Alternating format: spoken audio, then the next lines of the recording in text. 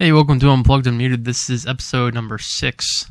I am Ryan, your host, and this week I have on Kavon Hampton, a guy I went to school with actually through high school. That was it though, but we didn't talk too much in school, but I've been following him on Instagram for a long time, and I saw that he got into kickboxing and now he's doing BJJ, and he did a whole tour overseas in the Army. So I was like, oh, dude, I gotta have you on the podcast. Let's talk about some stuff. And he's into cryptocurrency too. So I'm like, hey, we got all kinds of stuff we could talk about here. And he was always nice to me in high school. So I'm like, let's do a podcast, man. And bless him for saying he'd be down to do it and putting aside the time. I mean, literally the day we did it, he just got done and home from doing BJJ practice.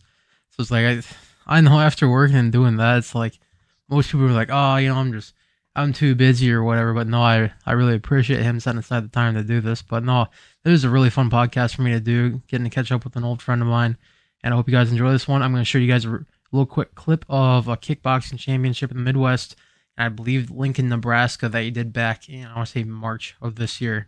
He's honestly a pretty good fighter. I'm happy I'm on his good side. So enjoy this little clip, guys. I hope you guys enjoy the podcast. Thank you.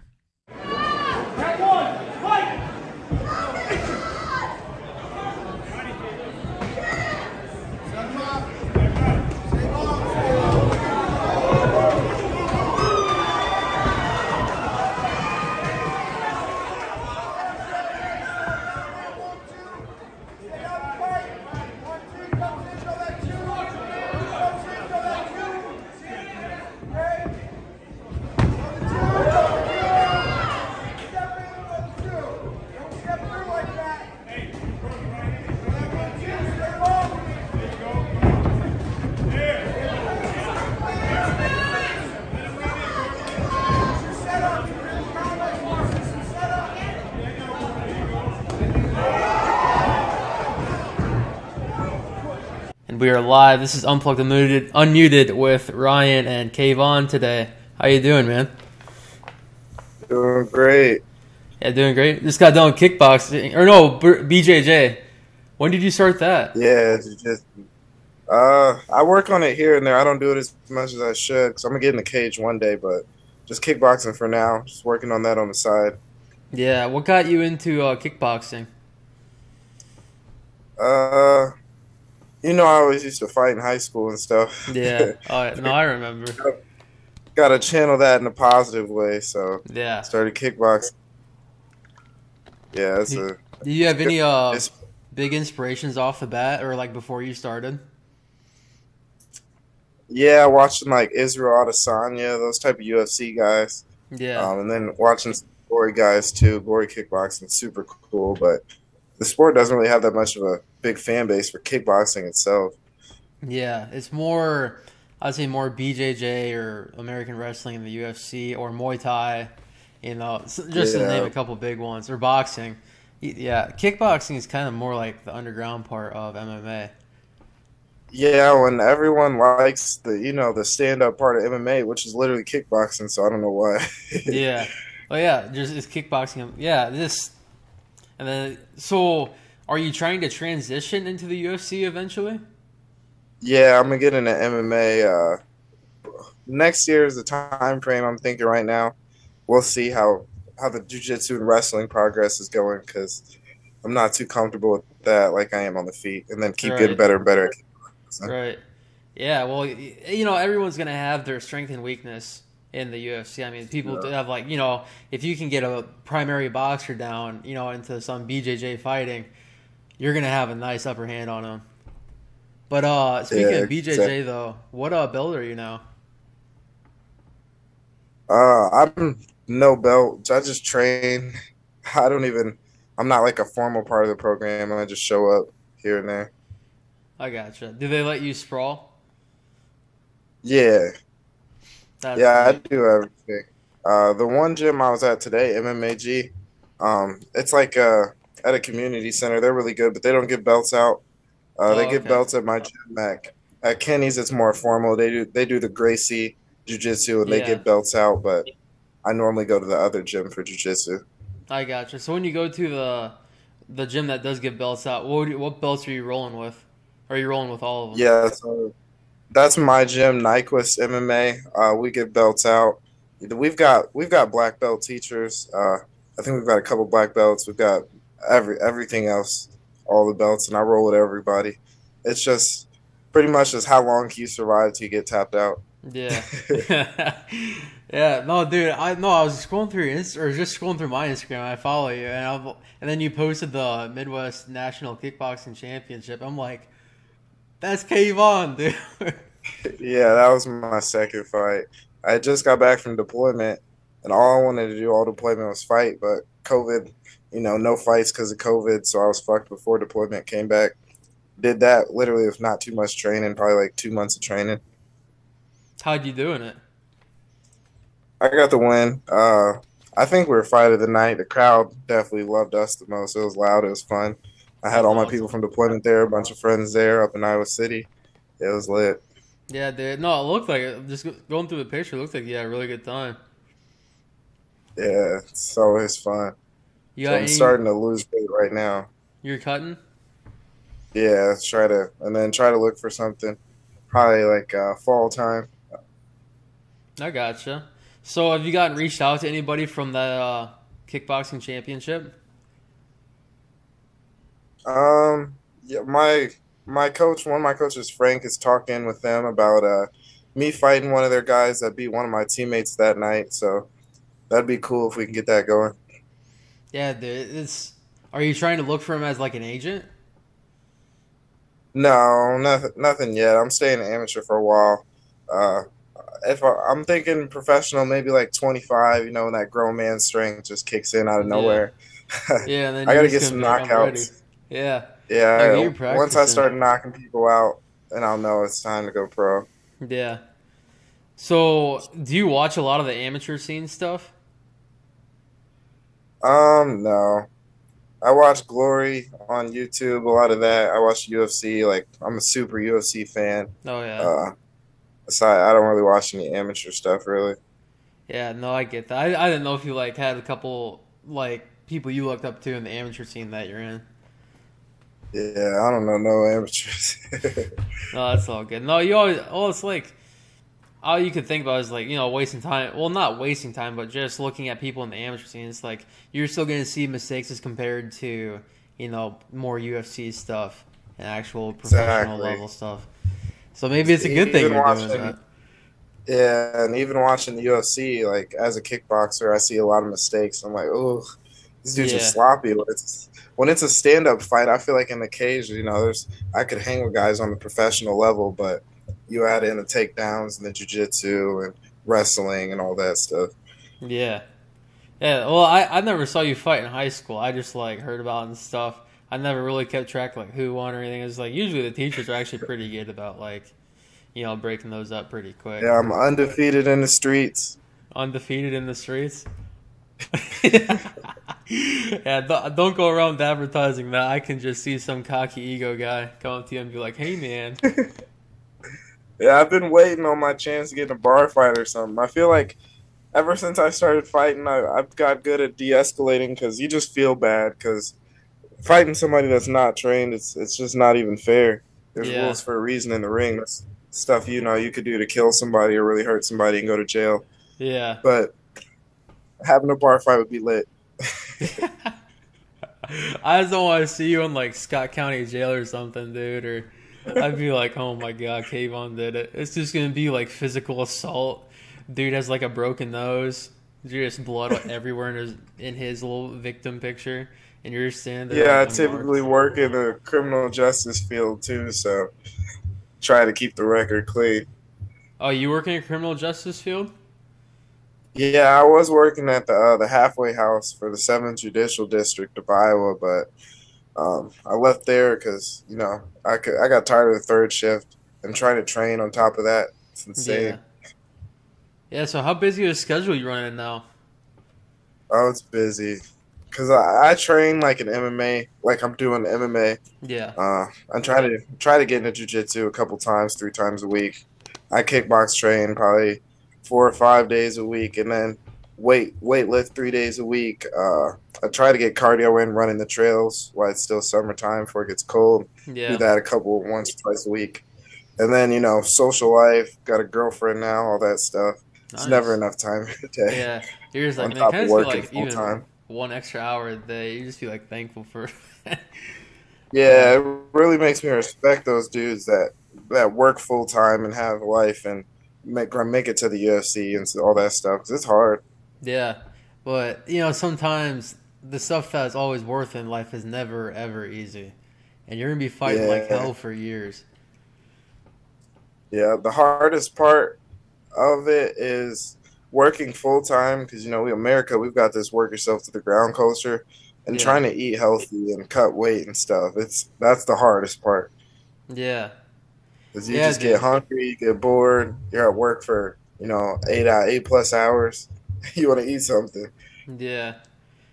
But the sad thing about that though is like, people are turning work into like a competition. Like, oh, you only work 10 hours a day, 6 days a week. It's just like I Yeah, enjoy life too, man. I go to work to just afford the exactly. life I want to live. It's like I guess props to those that want to work all day. I don't know.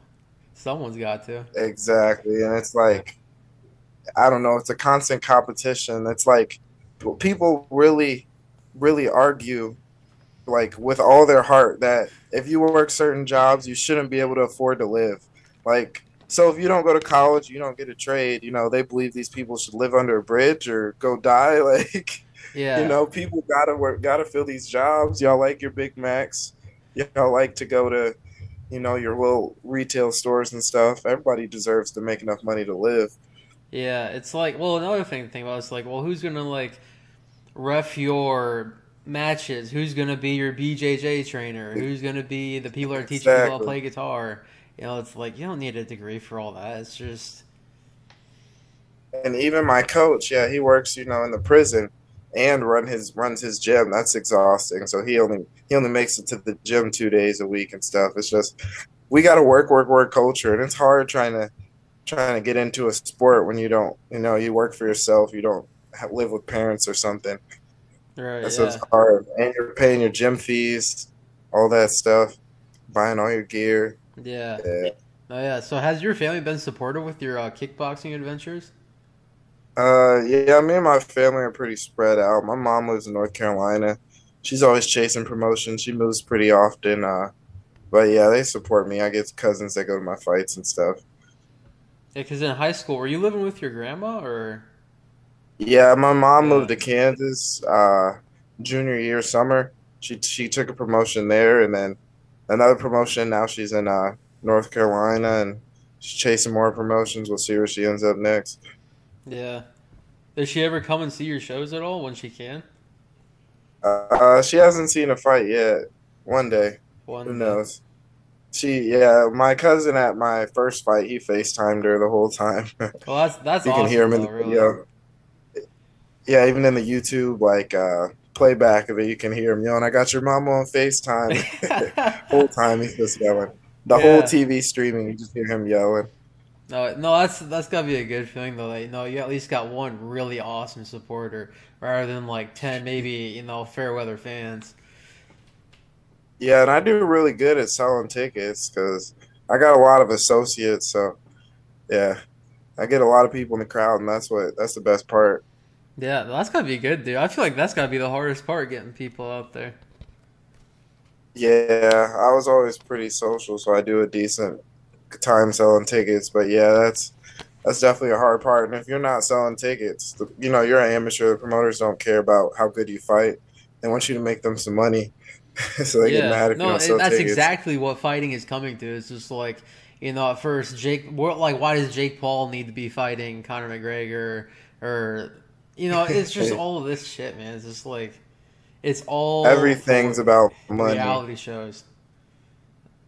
What can pull the Yeah, biggest dollar? How do you feel about that? who's more popular?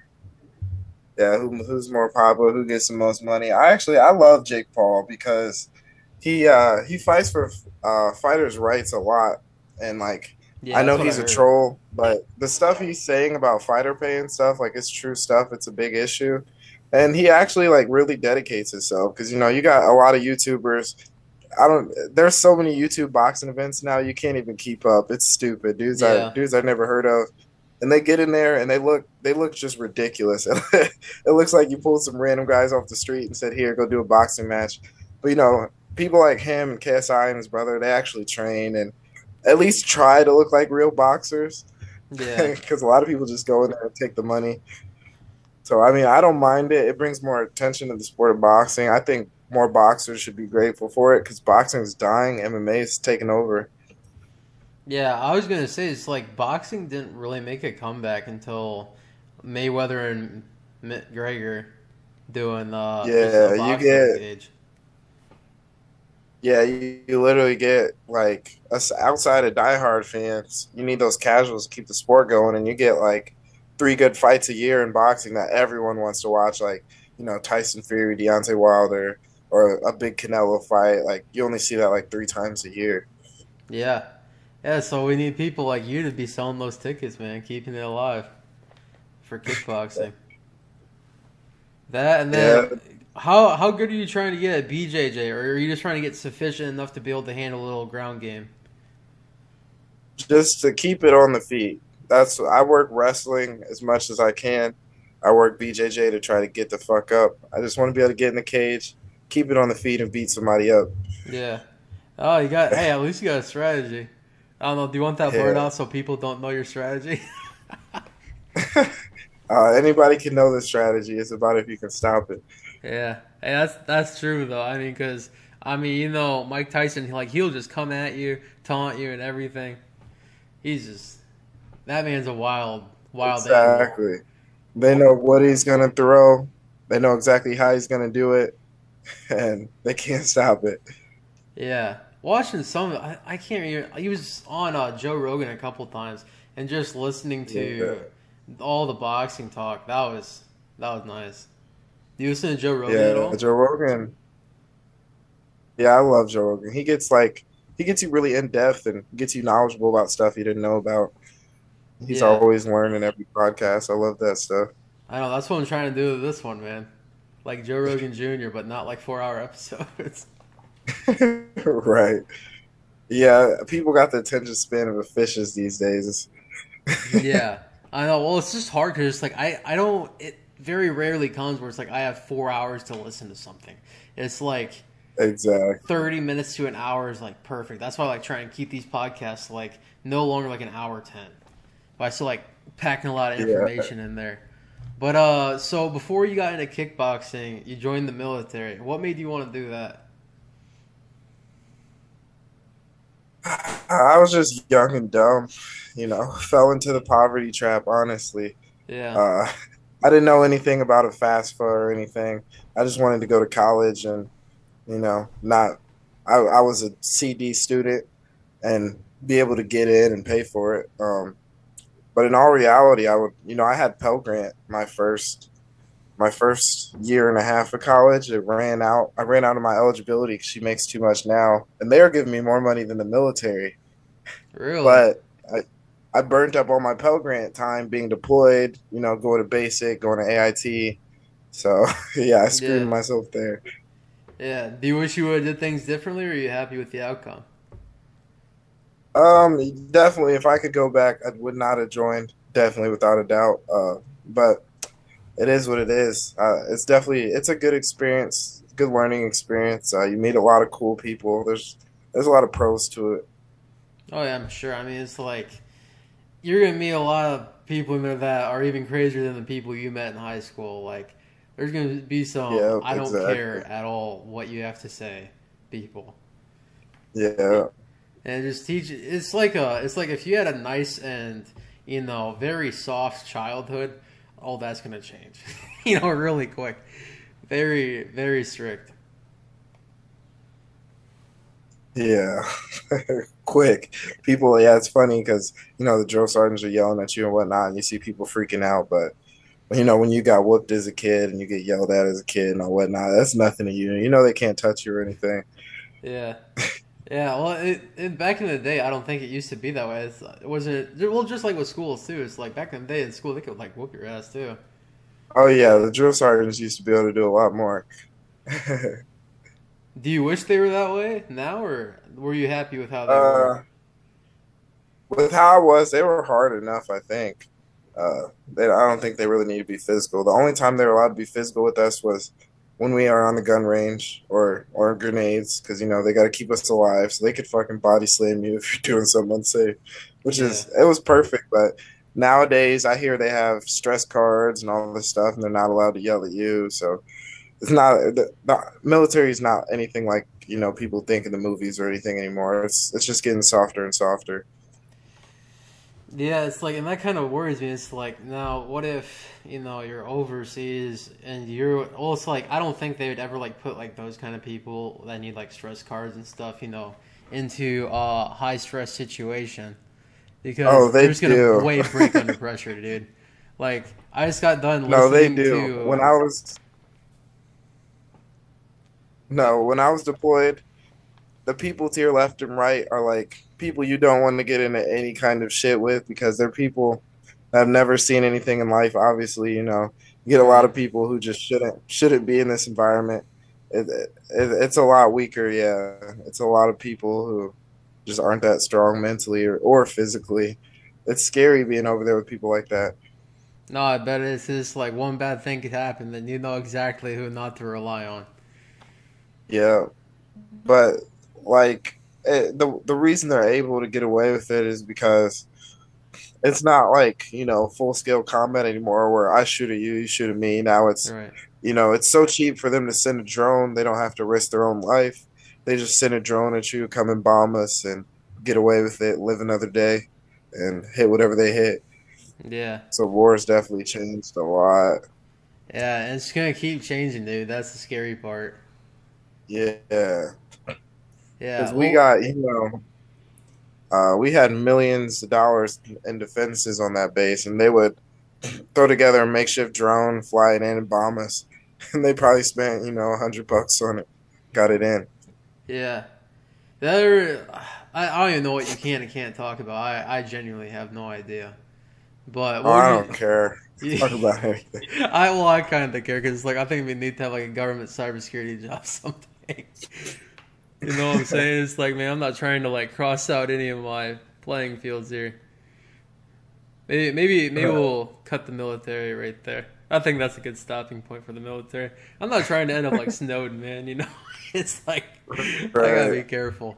So let's all right. So we did kickboxing and BJJ, then military. Let's just do this like a reverse timeline type deal. Like now. Okay. So going into high school, how are you feeling about it? Were you like still? Did you ever, in your point like of life, like school at all?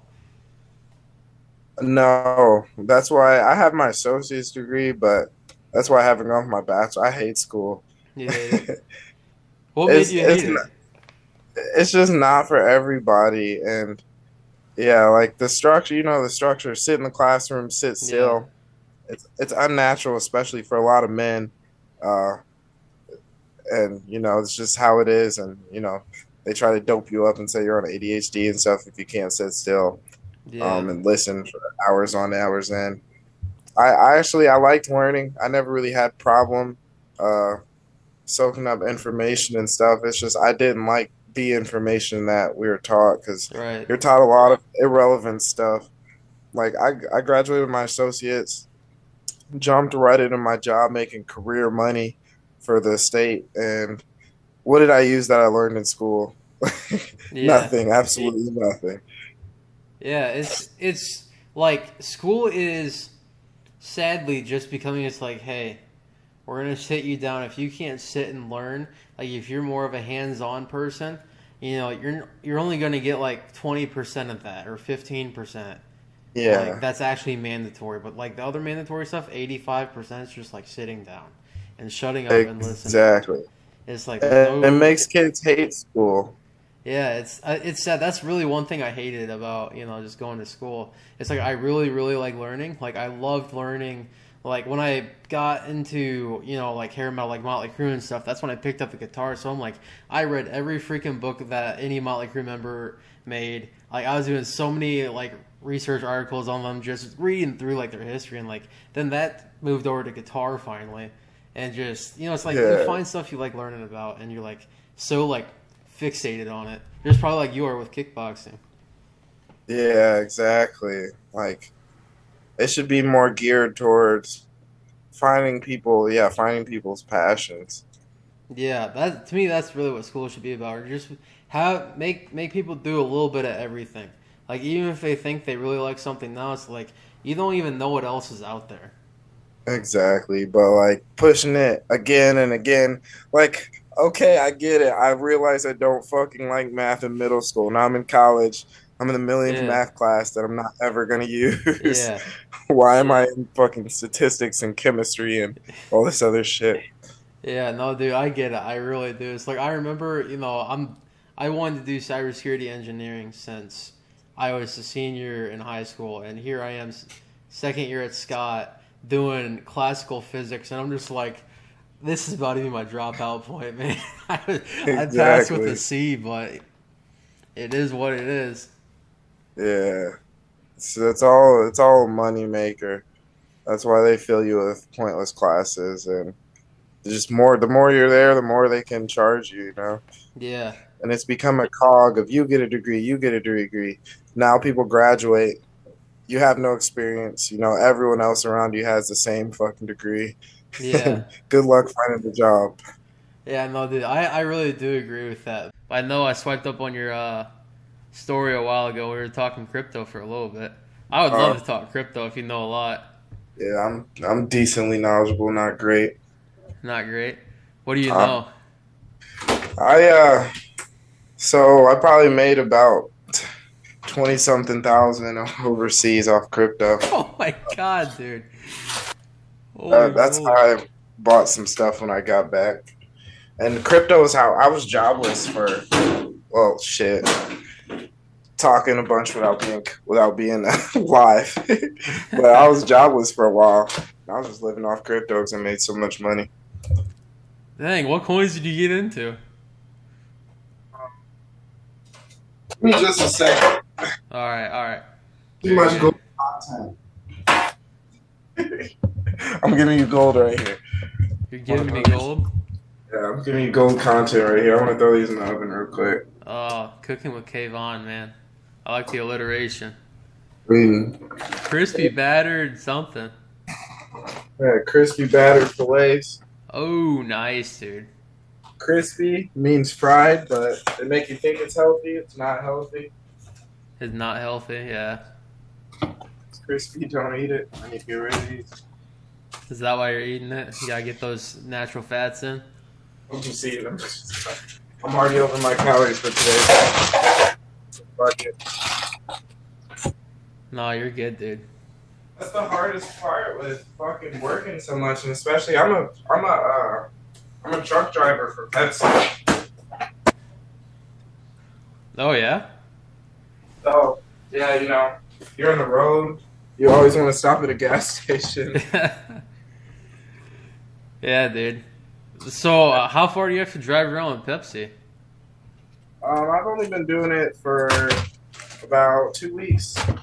If you knew Josh Kopp in high school, he got me hired. Maybe. What year was he compared to us? Same as us. Same as us? Yeah, he got me hired. Super cool dude. He's the one that trains me and stuff. Oh, nice. And I deliver water jugs. Water jugs for, like, refills? Yep, like the Culligans, pretty much. Oh, I gotcha, yeah. Pepsi's little brand is called Johnson Water. I gotcha, yeah. So, I'm a that's step. probably a decent workout for a job, though, when you're unloading. Oh yeah, it definitely is. And I'm a salesman for my title as well, so that'll beef up the resume. I just gotta put it on there. Quit being Nice, lazy. dude.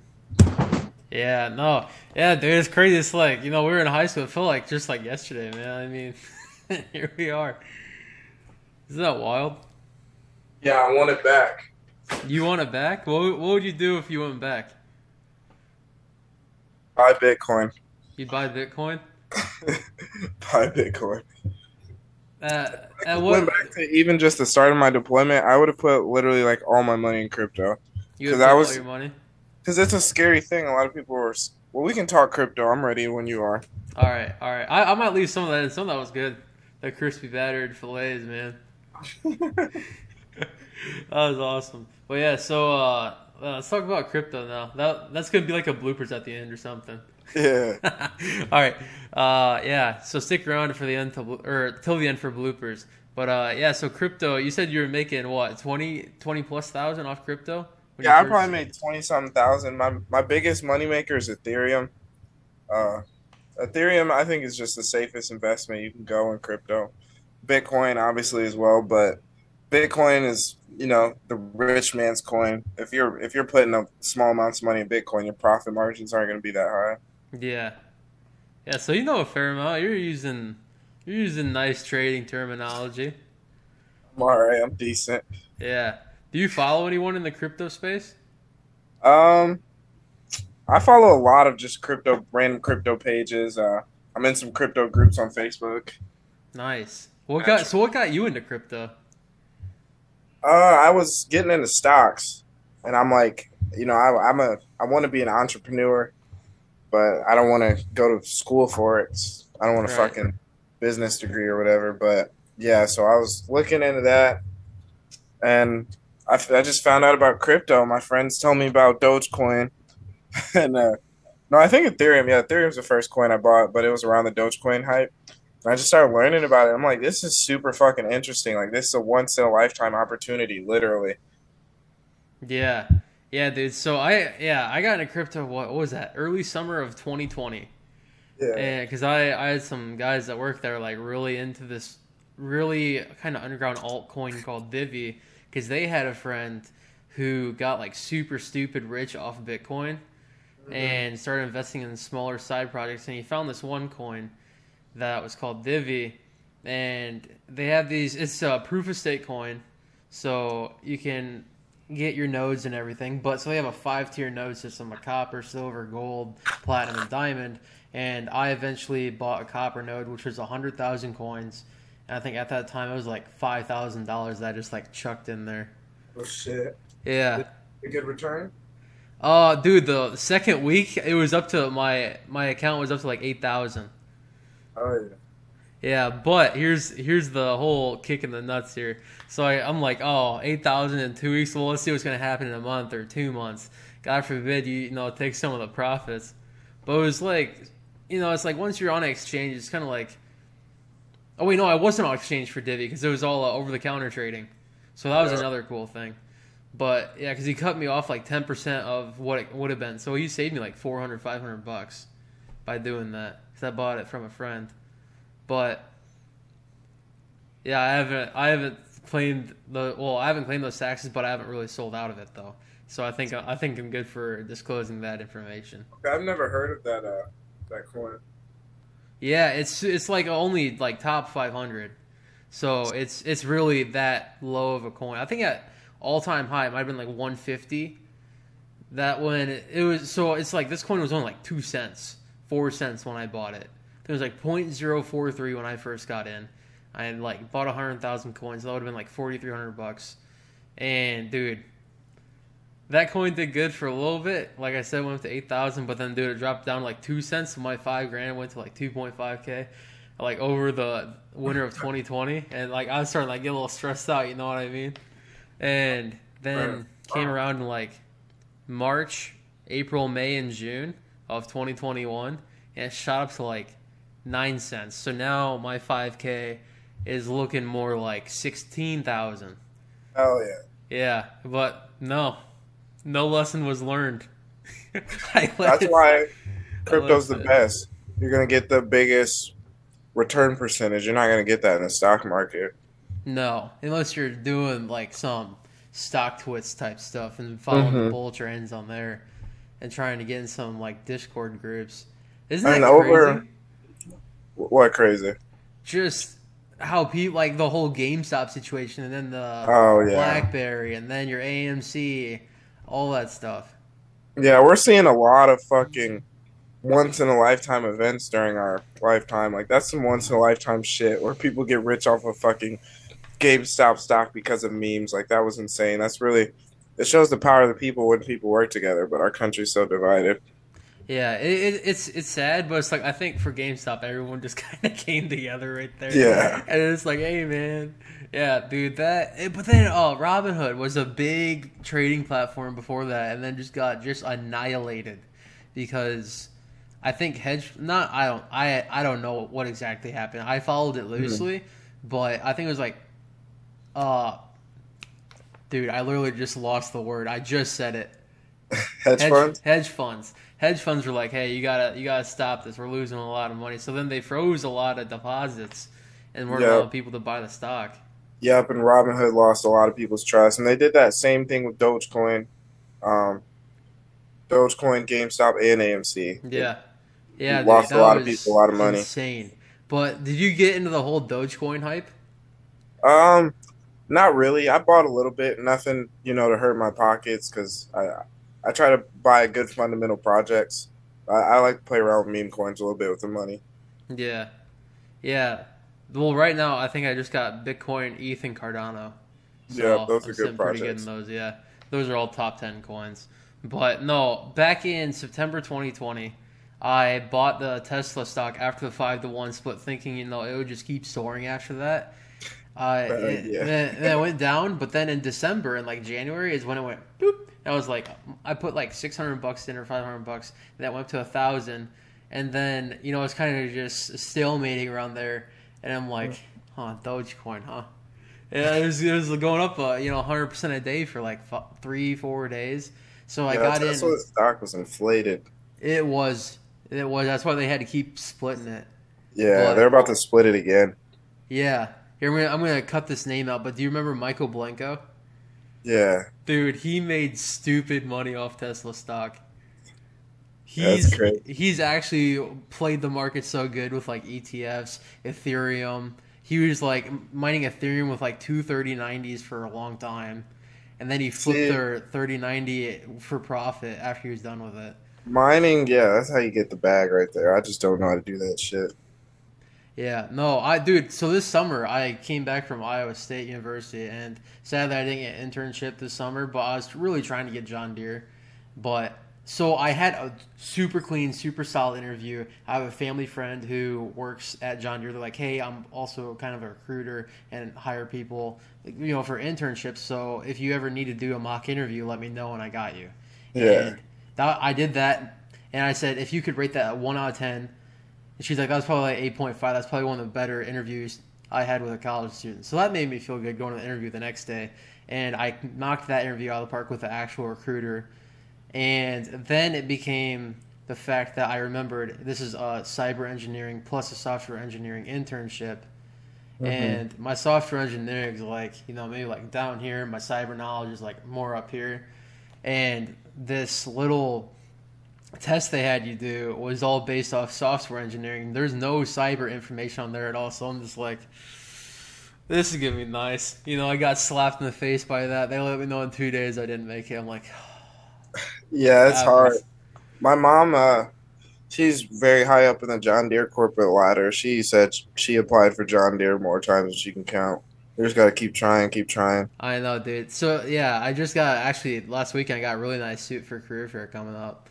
It looks pretty sweet, dude. Yeah, but no. Then after I got that failed, it's like, okay, I'm not gonna have a summer internship because, like, dude, I was doing like 16 credit hours of engineering classes above like 300 to 400 level, and I was just like stressed to balls, man. I'm like, one class was taking like 15 hours a week, and another was taking 9 plus 3 other classes, and then like a 10-hour a week job, dude.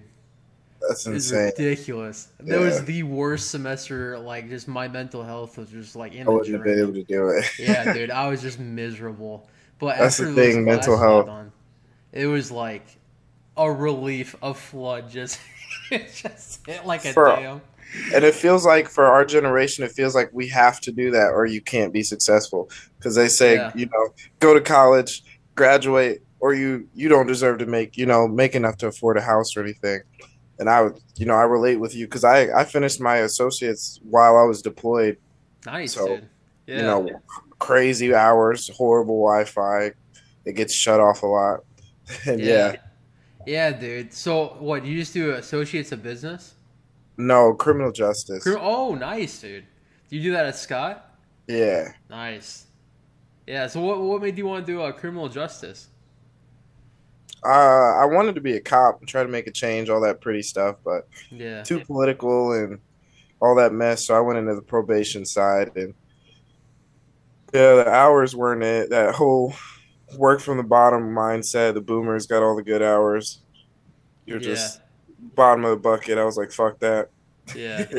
You're Now I got like, my no. week. I make less money, but I make good enough money, and I got my weekends off, holidays off, first shift hours. Hey, that is nice. That really, Yeah, honestly, it's like people, you talk to high schoolers, and in high school, even I was like, I gotta chase a job that pays big. I don't care what the hours are, this yep, and that. It's like I just want to be exactly, rich. But it's like once you get into the thick of it, you're like, no, I want a nice quality life. I don't want to just exactly. nose to the grindstone. There's no nose left by the time I'm 35. Yep. And then you don't even. I feel like you don't even have to make that much. Like your salary doesn't have to be that big to be able to get to where you want to get financially if you play your cards right. Like Yeah, through investing in crypto, investing in stocks. Real estate is the easiest passive income to never work. Trying to get into that. I'm trying to work on a VA loan, maybe get a VA loan, and there's rules, but there's loopholes to it to where I can rent it out or something, or flip a house and start that way, get into real estate. do it, dude. I another guy that we graduated with got into that. I don't know if you remember Keenan. Yeah, Yeah, he's really big into that right now with his business on the side too. He's working like 12 to 14-hour days. It's ridiculous. yeah, Like he's going after that, and then he's going to the gym on top of that. yeah. It's Fuck just like that. he's like, yeah, dude, I only get like 6-7 hours of sleep a night. Like he has like no time for it. But yeah, he comes from a rich family, and he still works super hard. So Oh kudos to him. yeah, yeah. No, yeah, he's. I remember going over to his house as a kid because me and him were like friends, just like elementary school, Yeah, and yeah, no, his parents were like very, very, hey, very, demanding of him. Which as a kid, you're probably like, damn, this kind of sucks, man. But as you grow into an adult, it's actually very nice to look back at and be like, wow, I'm happy I had parents that cared that much and yeah. really tried to shove me into a good direction with life. Because Because the people, yep, whose parents let him drop out and all that shit. Look at him now, you know. yeah, it's like, dude, he is probably just the most like wild animal that just wants to work. But someone's got to do it. If you don't have people like him in the world, it's what's going to Exactly. happen if you just have a bunch of people that don't want to get a job. All these places hiring. Yeah. It's And the like, crazy thing about that, all these places are hiring, but you go apply for 50 jobs and you'll maybe get called twice and not get any interviews. But I everywhere know, is dude. so desperate. It Yeah, makes no sense. yeah. Like, dude, I was driving through to Butte a couple weekends ago, and this company was like, "We'll give you a $2,000 sign-on bonus." I'm like, dog. I'm like, I'm about to just get signed on for like a month or two, and just for that extra 2 grand. It's like, Yeah. what job you trying to give me here? It's crazy. It's like, I never thought we would live in a world where you're getting sign-on bonuses. Yeah. I didn't shit, only the military. That's why I joined. I got a $20,000 sign on bonus. And now regular jobs are trying to get it. They're so desperate. I know. So it's like, what do you think happened, man? I genuinely don't know what happened. Um, People are just I don't know where they're going because how the hell are you paying your bills? But people are tired of working for pennies. Yeah, Companies don't pay shit. The cost of living is going up. And our generation has it worse than any other generation ever. The cost of living compared to wages is so bad. It's never been this. The gap has never been this wide before. Our I minimum know. wage is still 7.25. That's insane. I know, dude. So it's like to put that in perspective. It's like, God, what is gas here? It's like 350. Yeah. About yeah. It's like so. And It's when you like calculate the amount of hours that we have to work versus what our parents had to work to afford just the regular standard of living, it's insane. It's like 80 hours a week, 60 hours a week, something like that. It depends all on your state and stuff. yeah. But fortunate for us, it's like we come believe it or not, we do come from like one of the cheapest places to live in the United States. Oh yeah, and it's like we have the best real estate in the country, in the Quad Cities, this area, the best real estate prices in the country. Yeah, and you still find people complaining. So it's like not to say people are just complaining for no reason, because it's like there's pretty valid reasons. It's like, dude, you shouldn't have to work, 45. You shouldn't have to work over 40 hours to make a halfway decent living. You shouldn't have to, be living on ramen noodles and just eggs and toast. And it's like, that's just carbs and sodium, dude. That's all that is. You should be able to afford to take your family out to eat a couple times a week without having to break the bank, be able to afford a house, a car, just the basic things that hardworking people, every hardworking person should have. Yeah, and it's like I don't know what's gonna happen, man. But it's like I think we're in a recession right now. Oh yeah, definitely. Yeah, it's like I don't know what's gonna happen. It's like as long as my crypto just kind of like just stays even where it's at right now, it's like I'm still down right now. But this is when you get rich, because this, it's only up. Yeah, you hope so. You hope it doesn't get worse. You don't want to be like Russia when they declared the war on Ukraine, and everyone rushed to the banks, and I saw the forex trade from U.S. dollar to or are they rubles over there? Yeah, rubles. Yeah, rubles just went down like 80-90%. That's why crypto is so important, and those Russian people were scrambling to throw their money in crypto. That's so important. Isn't that crazy? So it's like, what? Crypto kind of saw a surge. I'd say like 10% in the overall market when that went on. But all the economies are doing so bad, like even the U.S. stock market, because Bitcoin does follow the S&P when you compare the charts. So there was no way it could skyrocket, but it did, get a little jump from that.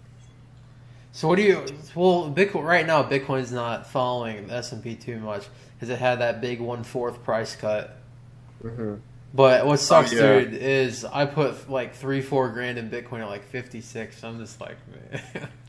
And we have a halving coming up in 2024, and so traditionally we'll have this bottom out about 2 years before halving, and then its price skyrockets. So if we follow the traditional way it's been going, 2024 hopefully is a good year. 2025, and then everything else follows Bitcoin. All coins where you make your money. So when was the last halving?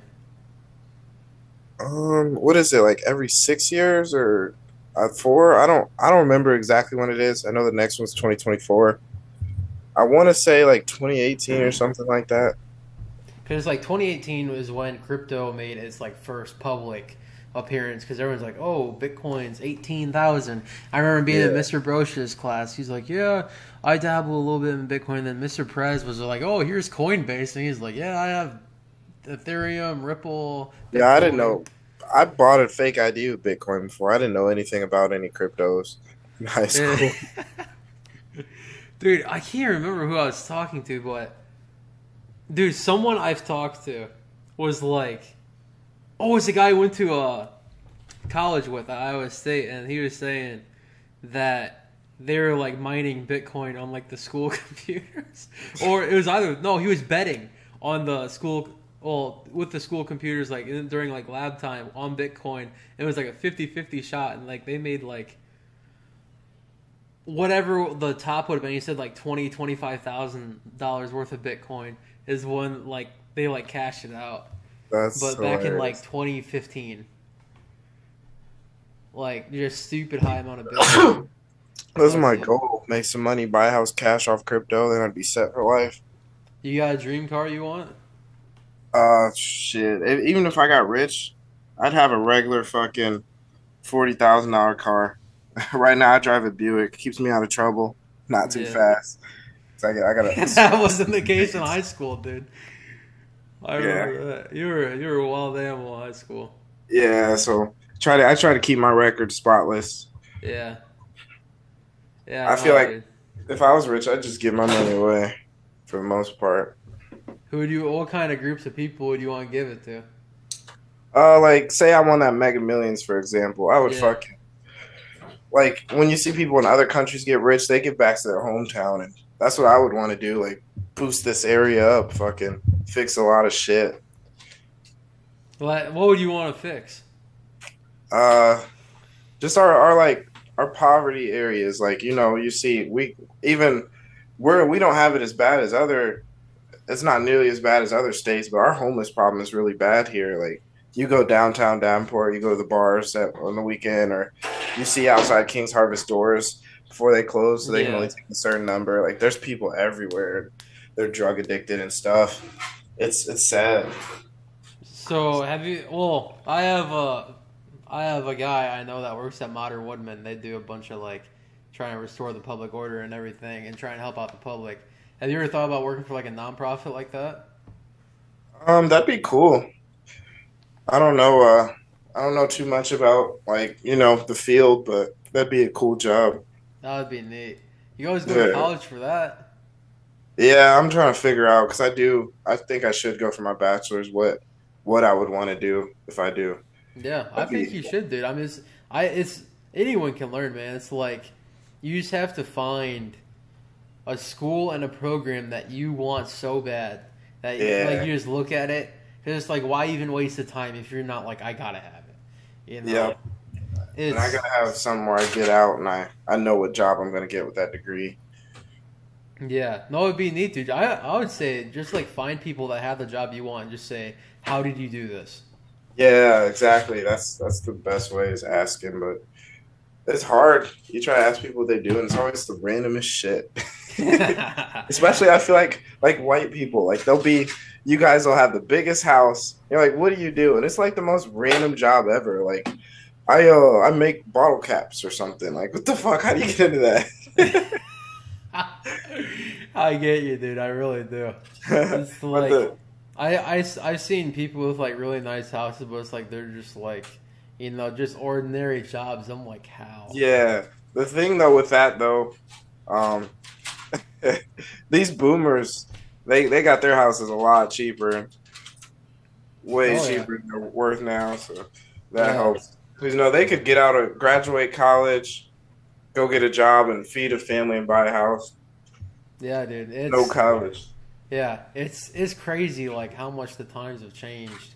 Yeah. Just the cost of living the ratio of, your minimum wage versus the cost of living, that ratio is growing exponentially smaller. Yeah, literally. So it's like, I don't know if people are just like, I don't know, it's like, not to like take a political standpoint, but it's like, I don't like that people can take advantage of the system and just not work. But I also want people to be able to just work 40 hours a week. Yeah, because there are a lot of people. The way our benefits is definitely needs to be revamped. There's a lot of people who, they just content. They get their $25 a month in rent. They get their food stamps. And they're chilling. Yeah, it's just like but it's like, to me, it's like, I don't know. I have a mindset where it's like, if I'm not doing something productive, then I'm not in a good headspace. I feel like I have to accomplish a lot to say I'm satisfied. Like, that's why I picked up this podcast. It's just like, I worked 40 hours a week, then I did 2 classes, then after those 2 summer classes were done, then I'm like, I need to do something to fill a space. I don't want to just go home and play video games or watch Netflix or whatever. It's like, I need something that can add another 10, 15 hours to my week. And I mean, for you, that's probably kickboxing. Now you picked up BJJ and whatever else you do. Yeah, staying busy is definitely important. Do you do much in the studio nowadays? No, I'm trying to figure out how to record because I want to be able to record for people, but no, I don't really rap too much anymore. I made a music video before deployment, just like as a joke to an old high school song. It got a lot of views. That's pretty cool. That's cool. Do you promote it on TikTok? No. No? You're just like just a YouTube, I don't have TikTok. That's a good thing. I only got it really to, like just chilling a little bit before bed, just kind of like de-stress, whatever. That's kind of my go-to. It probably should be like Joe Rogan podcast. Yeah, I hate TikTok. Oh my god. I know, dude. It really is a black hole of just and it's like wasting time. Why do people not find this like cringe on global level? Like just pointing a camera at yourself, playing a song, and doing some weird movements. Yeah. Well, see, that's not why I use TikTok because I like comedy sketches and stuff of that sort that people post on there. Yeah. Like a lot of like quick stand-up comedy clips. I like that, or the sketches, like like stuff you have. I don't know, not like Danny Duncan, but there's similar sketch stuff like that. But no, it's like there's so much time wasted on the internet. They're just like. Mm-hmm. I really wish Joe Rogan, instead of being, suppressed for spreading ideas, because like he's being labeled as a misinformationist or a conspiracist. And the left hates him. Joe Rogan's a liberal. Yeah. They assume he's a bald white guy. He's a Republican. Yeah. Well, I think he said in a recent one, he's like, the next election, every election here on out, he's doing libertarian. Yeah, because he was going to vote Bernie.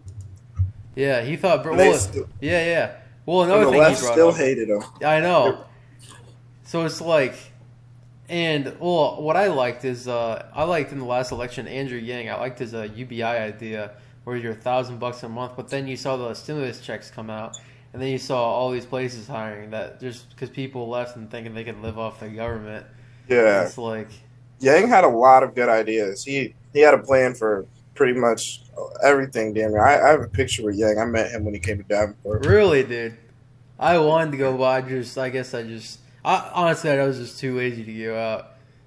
But I wish I did. I really, really, really wanted him to really stick to his gun, but now he's working for CNN. His UBI idea, though, it was like it would replace this system we have now for, you can't get that and get your Social Security. You can't get that and get your food stamps or your Section 8. Like, you just get the cash. So it actually could help people get out of a situation, get a car, get a job, instead of just sitting and getting the benefits to live at home, That's the intent. Yeah, of course people would abuse it, but it'd help a lot. Help a lot. But then, like, other people were like, oh, well, why is Jeff Bezos going to get $1,000 a month? And it's like, good point. But on the other hand, what do you think he's going to do with it? He's not going to do stupid stuff with it. He's going to invest it right back into the economy. Exactly. Whether it be buying more supplies for Amazon or going out to a steakhouse or something like that. That's the problem with us in America. We're always like, but what about this other person? Why do they get this? Why do they have that? Like, just worry about yourself. You don't have to make it me versus you. It can be us versus the government or whoever. It doesn't have to be me versus you all the time. Yeah, and it sucks that people think like that. But yeah, literally. I mean, I still not to talk too much about politics. It's like that's not entirely what I want this podcast to be about. But I just wish more people would realize it's like if we just like kind of like stick to our guns and just follow the people who are really trying to make a change. I say Joe Rogan's really doing a good job with. Trying to get a lot of different genres on his podcast. He's like having people who hunt big game or economists or just, all kinds of people that have information that, the news doesn't show. Exactly. Yeah. He gets every type of person. He did a great job during COVID of getting unfiltered news to people. Like, the news. Yeah. I think filtered news should be internationally banned from production because it's. Well, I mean, you're gonna have fake news. You're always gonna have fake news. Then you're gonna have people like Alex Jones, but really, Alex Jones was just like The Onion. It was just very blatant sarcasm that people took to an extreme level of seriousness, and it's like. You're gonna. It really was just a personality, but people are becoming so. Oh, I believe everything I see on the internet. So yeah, sure, literally. The water in the pond must be turning the frogs gay, or this is definitely happening in the government. They're all lizards, or it's like no, it's like does that even make sense to you? We have more information than ever, but people are stupider than ever. I know. It's ridiculous. It's like. The first thing you see must be true, or God forbid you do a quick 5-second search to be like, no, is this true? Like, let me share this link and not click the article and read it. It says what it says. It's all about headlines. Whatever the headline says, I believe that. Yeah, it's sad, man. It's just like, oh, You know, I don't know. I feel like we're gonna go down a rabbit hole with that conversation, but no, it's misinformation is always gonna be spread. It's just you have to be smart in how to identify it. Yeah. But I don't know, man. It's like I definitely do think something should be done about it, but I don't know what. It's like I just wish you know who had a plan for that? Huh? You know who had a plan for misinformation? Probably Andrew Yang. Yeah. He had a plan for everything. Yeah, no, I really liked his plan about data mining. He's like, you know, our data miner companies should be giving out personal checks to the people they're data mining from. I like that a lot because I've done so many research papers on data mining, and it's over $1 trillion industry. Like, it ranks right up there with like the, you know, just the war on drugs industry. It's insane how much money they're making. You even think about something and you see an ad for it. Dude, that's the scary part. It's like, holy cow. But even better is like, you know how your devices connected to the internet have an IP address, right? Yeah. It uses geolocation with other devices around you, and it'll use their interests off of whatever they like, and it'll still send it to your phone. It's like, oh, well, this person might live with this person who likes going hunting, so I'm going to give their roommate, you know, Cabela stuff or Bass Pro Shop, and you know, it's nuts, dude. It's just big surveillance is scary, and you know, it's like maybe Snowden did a bad thing. It's like now I'm paranoid about everything that tracks you, and not that I have anything to hide. But you got TikTok downloaded. They take all your data. No app takes more data than TikTok. Oh no, I know. I trust there's a firewall with Apple or something, but no, that's there's not. No, I know.